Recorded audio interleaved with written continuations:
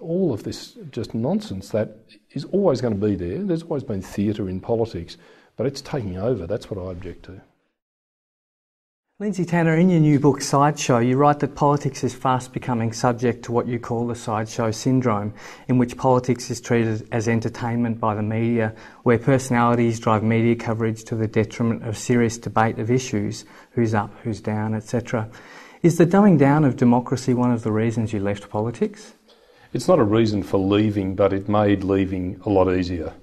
I said when I left that it was really about my family, particularly my two little girls who are 4 and 6, 2 older kids as well, and that's the literal truth.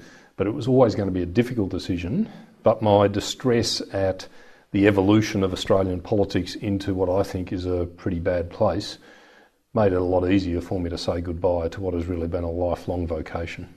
In some ways it's a shame that politicians need to wait till they retire to speak so honestly. How do you think that the media will respond to your book? I have been working on this gathering material for about 4 years, so it's true I could have written it several years ago, but I think then it would have been perceived as a player whinging about the umpire, and perhaps rightly, whereas I've no longer have any self-interest at stake in how the media portrays politics. So that was the major constraint.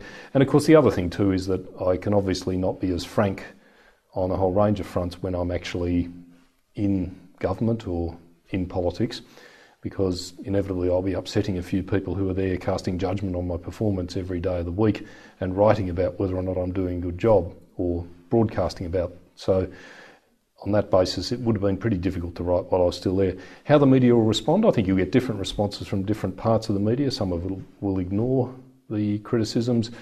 I know from private conversations with a number of serious senior journalists that they've got exactly the same view that I've got, and they feel that their craft is being trashed, as is the craft that I was part of, by this relentless drift into the world of entertainment as how politics is portrayed. So I think you'll get sections of the media that'll be quite sympathetic and will actually take up the issue.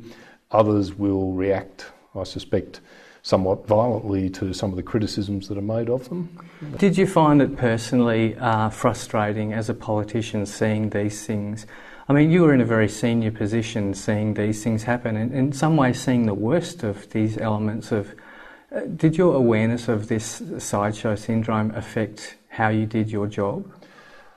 I think it affected how I conducted myself as a politician, my awareness of the dynamics of the media, how it functions and how it is always roaming the political landscape looking for tawdry, cheap little personality-based bits of content that have got absolutely nothing to do with what the political process is about, but enable the media to present this as a kind of sporting contest or a soap opera or just a straight-out freak show. That certainly influenced the way that I went about my job. I felt that. I felt at times frustrated that very serious issues and the content of those issues were not really being addressed by the media. And the thing that is a problem about that is that that means that big decisions get taken, and including decisions to do nothing, that's still a decision, with much less public awareness and involvement than perhaps has been in the past. Now, I'm not naive about the nature and level of public engagement with politics in Australia. It's variable. There's large sections of the population that are not interested, that actively shut out political messages.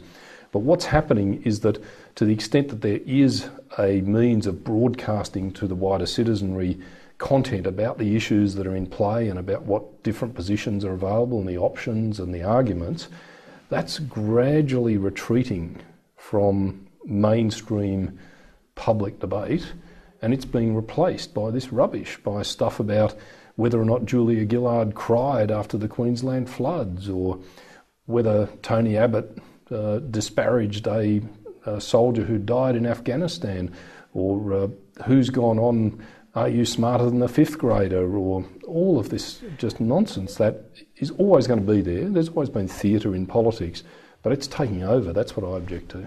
And hand in hand with this, as you state in the book, is that spin is the politician's response, that the way that the politicians respond to the media landscape is spin. It implies that the media are the original sinners and that the politicians are the respondents. Is this a fair summation of your point of view? Look, it is. You've got a complicated problem here where there are two sets of players, the media and politicians and people who are quasi-politicians, who are part of the game but not necessarily elected members of parliament. And although they feed on each other, I think it's true to say that the fundamental thing that's shifted here has been the way the media approaches politics. Now, it's not everything, not every single media outlet. There are obviously sections of the media, like the ABC and SBS, which are not subject to the same commercial pressures, that are broadly still pretty serious and largely focused on the content of issues rather than the flim-flam. But they're by no means immune. But I started this whole thing by asking myself, well, if everybody's complaining about spin and robotic politicians and scripts and gimmicks and stunts, and this has really reached a crescendo, which I think it has, well, why now? Why is that happening now? Why wasn't it the case, say, in 1985 or 1993 when I entered Parliament? And thinking through what was going on, I then very quickly came to the conclusion, well, actually politicians use spin as a defensive mechanism. It's actually developed as a response to a ever more vicious media that is always looking to trap people, always looking to distort things to create more sexy content.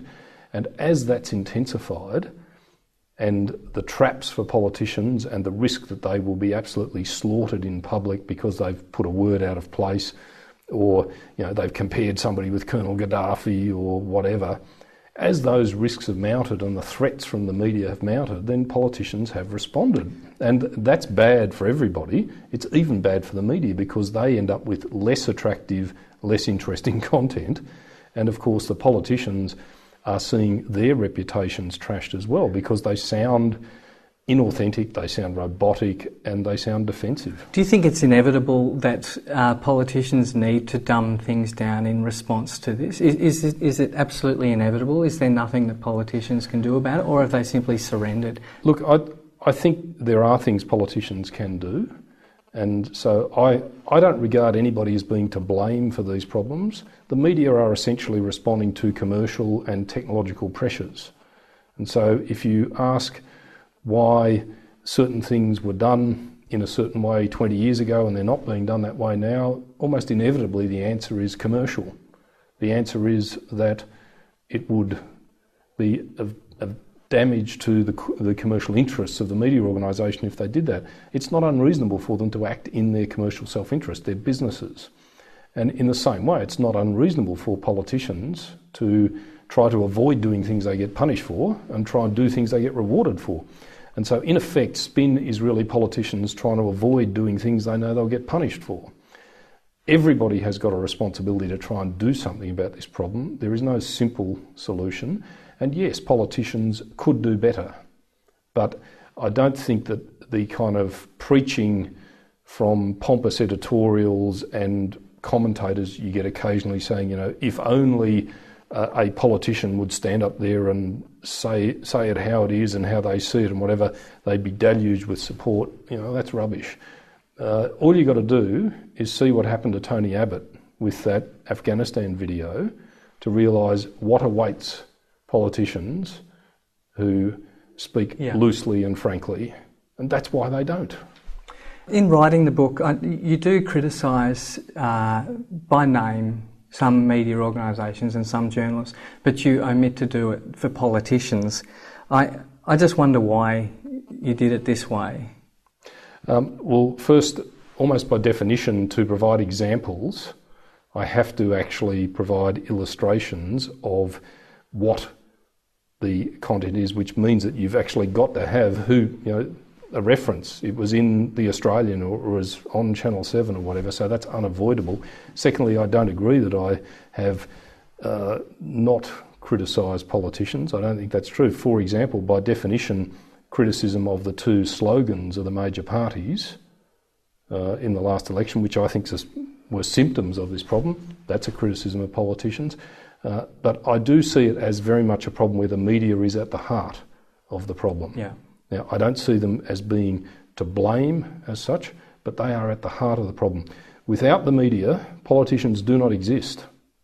They literally do not exist, because 95% of the country does not know they exist. The only way that democracy can function in a meaningful way is if most of the citizenry have some knowledge about who their would-be leaders are and what they're on about. And the only way they get that in the world we now inhabit is through the various forms of media. So the media is absolutely central to democracy, to disseminating content about issues, ideas, individual positions, parties' positions, all of that sort of thing. Without the media doing that, you do not have a functioning democracy. So I see the media as very much at the heart of this whole thing. And as for politicians, well, there was one politician that I did actually criticise, me. So, true, amongst other things. So I say, look, I was part of this. Responsibility. True. You know, I did some things. I mentioned Julia Gillard on Smarter Than the Fifth Grader, Joe Hockey on talking about my generation, Kevin Rudd on Good News Week, and then I threw myself in and said, well, I can't criticise these guys because I was on the footy show hamming it up with Billy Brownless. Yeah. So it's not true to say I haven't criticised politicians. That's fair enough. I do think, though, it's interesting knowing how much you know about how the media operates and takes hold of political issues. In some ways, I wonder if you feel like you're wrestling to some extent with knowing that there's so much that you could have put in the book that would have brought your book a lot of headlines. Oh, look, clearly there's always going to be things that I could write about that would get lots of headlines, the kind of kiss and tell sort of stuff of what went on in this meeting or who did what to whom and what conspiracy was hatched on this day and all that sort of stuff. Well, first, none of that is of particular relevance to the theme of this book. And secondly, I'm not that kind of person. You know, like, I'm not the sort of person who is going to, for whether it's financial or self-gratification reasons or whatever, just splash confidential kind of information into the public arena. And I always think that that kind of stuff is devalued by the fact that, you know, you're trying to present a self-interested story. So I tend to think people don't take that stuff very seriously anyway. Yes, it'll get some headlines, but that's not what I'm on about. And there's the kind of problems that I'm referring to are in the politician side of the spectrum pretty well known. The obsession with opinion polls and focus groups, the relentless focus on getting stuff on the 6 o'clock news, the short-term influence of the media cycle. Not only are they well known, but politicians like Kevin Rudd and Julia Gillard have actually made reference to them from time to time. Julia Gillard made some comments about being under siege from the media at a press conference only a few months ago. Yeah. So in a sense, the symptoms on the politician side are pretty obvious and pretty well known. If politicians are always aware that the media will always find an opponent to scream out in response to a policy proposal, for example, the CPRS, if politicians always know that this backlash campaign is going to come, why was it that the Rudd-Gillard governments responded so badly when something that was so obviously going to happen happened? Look, there's a lot of complex factors in play as to how some of these things are dealt with, and so, for example, the announcement that the CPRS was going to be delayed was preempted by a leak to, I think, the Sydney Morning Herald from memory. So that obviously tended to make things a bit more difficult for the government trying to manage its way through a very significant change in its position. I don't think anybody's surprised about meeting resistance that gets magnified in the media. I think what was the latest thing I saw? The carbon tax was going to destroy. I think it was skill formation was in one of the newspapers yesterday, that somehow the carbon tax was going to have a devastating impact on skill formation. Now, I haven't quite joined the dots on that one yet. Maybe I will. Nevertheless, there is sensitivity, though, that the government, the Rudd-Gillard government, has responded very sensitively to criticism, like, I guess, seeming unwilling to wear short-term criticism. Oh, look, it's just the nature of contemporary politics, and that in a sense is part of the problem, that it becomes very difficult to have a serious, substantive conversation about a big issue where people who are interested, or at least got some passing kind of interest in the issue, are able to get some access to different points of view about the substance of the issue, other than just a lot of people shouting ridiculous accusations and slogans that are designed for 8-year-olds at them. That's the real problem. Now, whether individual governments are good or not so good at sort of steering their way through this stuff, of course, is very much in the eye of the beholder, but don't underestimate the degree of difficulty. It is incredibly hard. You look at the Victorian government, for example, the former Victorian government, which lost office largely because of pressures about infrastructure and growth and associated living costs. And its problem was that the answers to these problems were essentially long-term, indirect, abstract and complex. And so it's very hard for that government to actually get a message through when the nature of what it's trying to communicate is a bit opaque and a bit complicated, when of course all the media is interested in is kind of cowboys and Indians politics, good guys, bad guys. And so what tends to happen is that governments in that situation then default to Mickey Mouse announcements that are designed to make people feel like something big is happening, even if it's not. I feel that in the past, particularly in the past 5 years or so, that lobby groups have become increasingly either strident, powerful. They seem to have more presence and a voice that's, I'm not sure if it's respected by the media more, but it's certainly they get a lot more oxygen. Do you think it's as a result of the media looking for that dissenting voice more, or is it simply that lobbyists have become more powerful, more prevalent? I think your analysis is probably right. Although measuring this kind of thing is obviously difficult. But I think it's twofold. The media are always looking for what are called third-party commentators. So the standard frame, let's say government announces a policy. Standard frame is cover the announcement, maybe cover the opposition saying it's a load of rubbish if they oppose it, and then looking for a suitably legitimate interest group that can be called upon at short notice to blather on about it's good, bad, indifferent, it's not enough, etc. And so I think that has intensified, and there's a number of troubling things about this. One of the key things being that often you get people who are nakedly self-interested being presented as independent experts. So the Australian Medical Association gets bucket loads of media as a kind of expert commentator on the health system.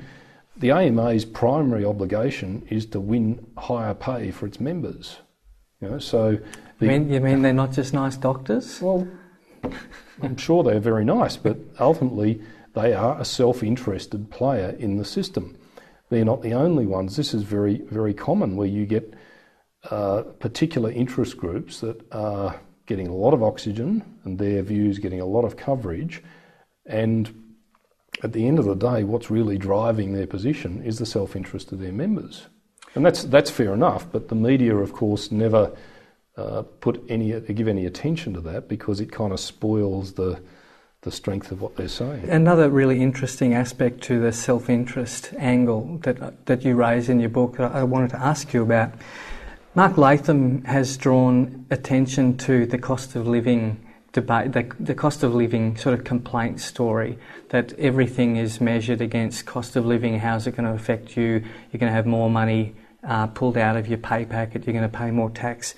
Everything is presented as a cost of living issue, and yet we've lived through 15 years of prosperity where a more affluent, not everyone, as a general rule, society is better off now than it was 15 years ago, certainly. It's been, a relatively prosperous time. Why is the cost of living angle so predominant now?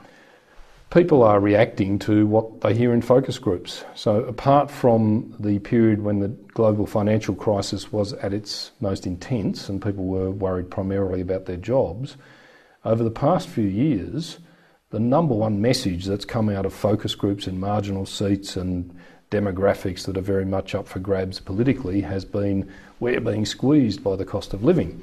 And unfortunately what tends to happen is that the things that go up or seem to go up unduly are often very high profile, visible things like petrol, and the things that go down are often things that you might only buy occasionally or where you're paying for them indirectly. And so there's a bit of a skewing there of popular perceptions, and so things that are often very high profile tend to be the things that are going up, even though in the overall scheme of things, maybe things are not going up quite as much as it appears.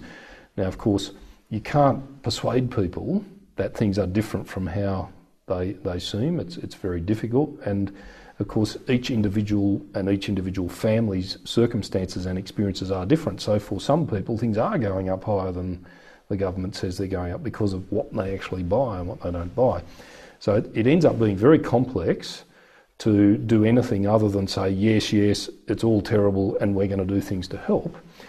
And even more so, the serious things that governments can do to improve that cost of living scenario are typically long-term, indirect and complex. And so, for example, the most obvious things you can do to improve people's living standards and what they can buy relative to what they earn is to improve productivity.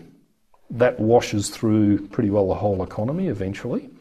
But that's a long-term story about infrastructure, about skills, about capital formation that it's impossible to convey in a 30-second grab on the 6 o'clock news.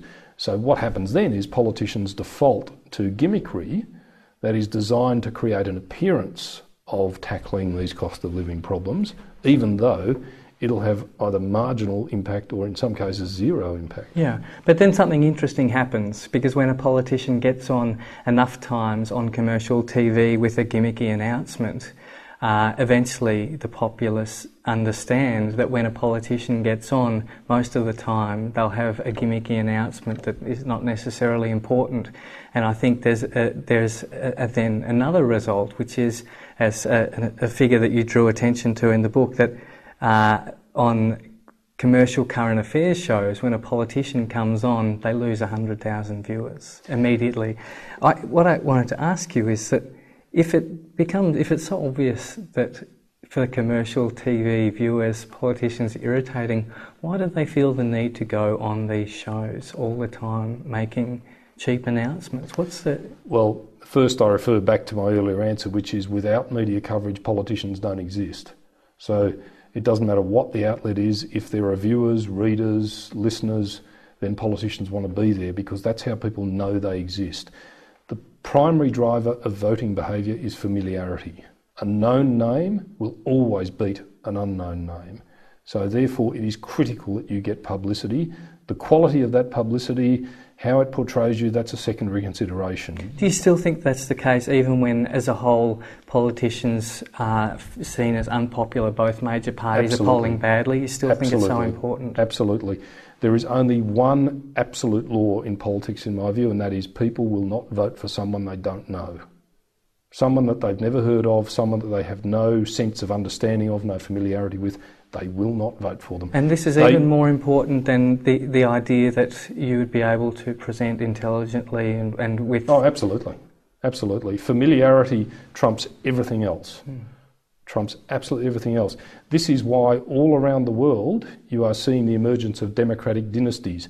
Clintons, Bhuttos, Bushes, Gandhis, etc. Because you've got neophytes emerging into the political contest who in many cases don't have any particular talent, but they got one piece of gold, and that's a name that people know. And so that's the key thing. Name recognition is absolutely everything in politics. But to go back to your question about the commercial TV shows and so forth, I think there is an interesting question that I don't know the answer to, and that is the current trend of announceables and gimmicks and nonsense, is that finite, and is it approaching its use-by date? It could be. It could be that growing public cynicism starts to push back, and you can see some small signs of this, and so that politicians start to respond to that pressure as well as to the media pressures, and indeed the media starts to respond and starts to reflect that cynicism more. Yeah. See, at the moment, there's a kind of implicit deal. That is that you've got politician and media outlet. Politician says, I've got this Mickey Mouse announcement, but I'm going to pretend it's really important. The media, they say, well, I've got this Mickey Mouse story, but I'm going to pretend it's really important. And the end result is that it actually suits both, because you've got something that is portrayed as big, substantial story, that from the media's point of view is what they're in business to find, and you've got a politician making something that is being portrayed as a big, substantial announcement. But that could break down. It's a bit like trends in sport, like flooding in football. Yeah. Everybody was saying 5 years ago, we've got to introduce new rules in AFL to stop flooding. Well, of course, what's happened is that the world's moved on, and the game's evolved and new tactics have evolved and coaches have thought of countermeasures, and so there's no longer any need to do that. It's possible that the same thing will happen here, that there will be a natural kind of market reaction, and you could argue that there are early signs of that already. Part of why I've written this book is to try and sort of throw a few logs on that fire. Yeah, I agree with that, and I wonder why. I wonder why politicians don't spend more time trying to influence the influencers, in the sense that if most people aren't paying attention, at least the public will pay attention to someone like Laurie Oakes, or they'll pay attention to the people that are perceived as knowing about politics. I think we might be approaching a point where people realise that there are certain media outlets, certain people in the industry that actually, I feel that they're not getting any information at the moment on substantial issues. I mean, a good example recently is Greg Combay appearing at the National Press Club to talk about the CPRS, and he really had no details, and that seemed to anger the media, and understandably. He didn't. I think if you're going to, front up to the key figures of the media in the country, they're not going to buy that stuff anymore. I don't agree with any of that. First, why are the media angry? Because they want a commercial product. There is no legitimacy, no sort of wider public spirited nature of their position. What about the non-mainstream media, though, also? Well, but they're implicitly competing with the mainstream media, so they're all there looking for product. They want hard nuggets of information that can be converted into content. They're in the content business, and so they don't want some general sort of statement about the world or philosophical ramble. They want content that is new, and as soon as they have got that and digested it, they move straight on and say, well, where's the next bit of content? So there is no great moral sort of clarity or strength to the media's position. They're businesses, and they want content in the same way that people drive taxis want customers. That's it. It's a very pessimistic view. No, but it's the literal situation. And there's nothing wrong with that, just as long as people realise that there is no particular morality in their position. They're businesses looking for content.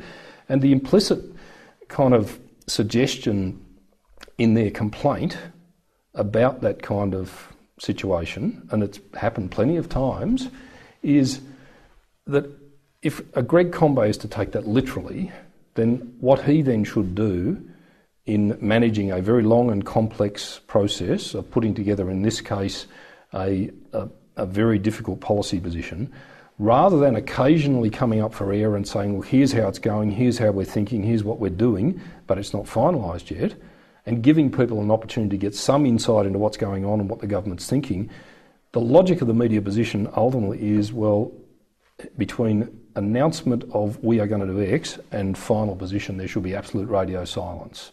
And of course, they would scream blue murder if that was the case. So what do they expect? Do they expect that something as complex and as difficult as a carbon tax, for example, is going to be rolled out with mini announcements every 2 weeks, carefully constructed to suit the interests of the media? That would be ludicrous. So, you've really got to look at this from a point of view of how decisions are made and try and avoid getting sucked into the mentality of the media, which is basically, like everybody else, just driven by a self-interest. They want information.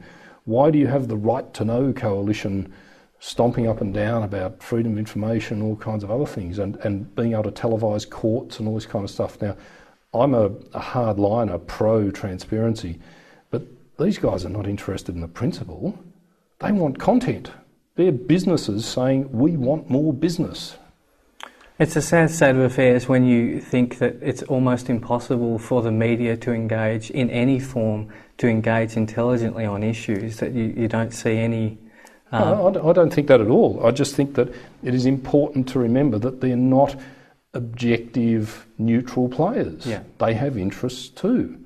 And when they kick up a song and dance about things, then often what's on display is their self-interest, not some kind of remote, benevolent umpire that's expressing a sort of benign popular interest or something like that. It's just them pushing their own barrow. Now, I don't mind people pushing their own barrow. That's how the society works.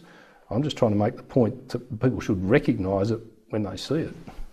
What do you think is the likely result in the body politic if the sideshow syndrome that you, I think, correctly identify, if it continues to get worse? Well, the thing that worries me, I draw the comparison with Europe in the early to mid part of the 19th century, where what you had was countries with, in many cases, parliaments or the equivalent of parliaments, or some kind of representative body, some early trappings of democracy, but heavily constrained by things like voting property qualifications, income qualifications, in some cases aristocracy, all kinds of things. So in practice, it's a fairly small elite was able to monopolise decision making, and the vast bulk of the population was in effect completely powerless, completely locked out. Now, obviously the world's very different now, but what I worry about is that if this phenomenon continues and the extent to which the wider population who are not employed in the political world in some way or other, or employed in activities that are very closely connected with it, get access to information and ideas and content of issues about public decision making keeps diminishing, then we will de facto end up in a similar situation where elections are being decided by who's got the nicest hairdo, or who cried in a particular situation, or who went on which entertainment show, or all the kind of things that are just mounting in the proportion of political coverage. I fear that they will take over. Now, I would say that I think this is probably, I'm hoping that this is unlikely, and I'm drawing this as an analogy to highlight where things could head. You end up with an election like last year where there was very little serious, substantive debate about big, difficult problems and issues in Australia, and an awful lot of flim-flam.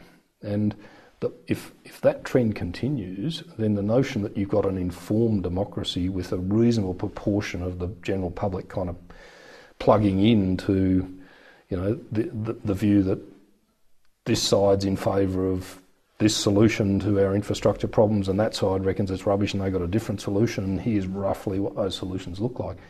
The more that fades and the more it's replaced by people putting on funny hats and doing song and dance routines, the more democracy is undermined and the more the substance starts to melt away, and all you're left with is the form. Now, that's the most pessimistic scenario. I don't necessarily think that will happen, but what I'm trying to do with this book is say, guys, in my living memory, 20 years ago, we had big, serious public debates, even 10 years ago, with lots of content, lots of people kind of vaguely keyed into what was going on. Sale of Telstra, GST is probably and work choices is probably the only one of any seriousness in the last 10 years. Climate change and the carbon tax, CPRS, you could argue, but I think the coverage of that's been pretty ordinary. So I worry that we're heading towards a society where a lot of those decisions will be made kind of out of the gaze of most people in the community. Well, I think it's a great book that you've written, and I do congratulate you for writing it. I think it's a really great contribution to the debate about politics, which it seems a lot of people are talking in this way about politics at the moment. I think you've really nailed it to some extent. But thank you. I did have one final question. Following the 2010 election, we recognise that it wasn't democracy's strong point in Australia. If you're a young man starting a career in 2011, would you become a politician? Would you join the Oh, sorry. RPM? Well, I wouldn't be a young woman. That's correct. Sorry, I misunderstood the initial part of your question. Look, to be honest, I don't know. I got into an obsession with politics in a very unusual era. So I came to Melbourne already pretty political and pretty active from East Gippsland when I was 17 to go to university at the beginning of 1974. Now this was about one of the most exciting periods in politics since the Second World War for all kinds of reasons. So, you know, if a sort of 17-year-old equivalent of me today was doing the same thing, would the same thing happen? I honestly don't know. But I think you need to be careful with these things. My guess is I would probably still be highly political and I'd probably be still involved in things, but I suspect I'd probably be a lot more focused on things in the international arena than I was, in part because there's a lot more information about what's going on internationally and different countries and different peoples. So I think the answer is yes, but whether I would have the same focus on, you know, Australia and Australian issues as opposed to global issues, I think is probably questionable. And you can actually see that in a lot of young people today, that more and more those who are becoming activists with a global perspective and often very focused on international issues. And I think the reason is that they just have much, much more information and access to those things than my generation did. Thanks very much for joining us. My pleasure. Thanks very much.